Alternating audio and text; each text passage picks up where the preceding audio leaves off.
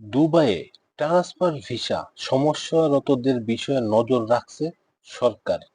সংযুক্ত আরব আমিরাতে যেসব বাংলাদেশি কর্মীরা ট্রান্সফার ভিসা এক নিয়োগকর্তা থেকে অন্য নিয়োগকর্তার কাছে যাওয়া পেতে সমস্যা হচ্ছে, সেটি সমাধানে দেশটির সংশ্লিষ্ট কর্তৃপক্ষের সঙ্গে আলোচনা করবে সরকার। শুক্রবার নিজের ফেসবুকে এক পোস্টে এই কথা জানান প্রধান উপদেষ্টার আন্তর্জাতিক বিষয়ক বিশেষ দূত লুৎফে সিদ্দিকী।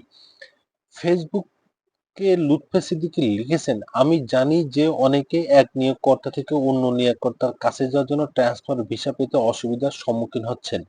এই বিষয়টি আমি এবং আমার সহকর্মীরা ইউএ কর্তৃপক্ষের সঙ্গে আলোচনার অংশ হিসেবে গুরুত্ব দিচ্ছি।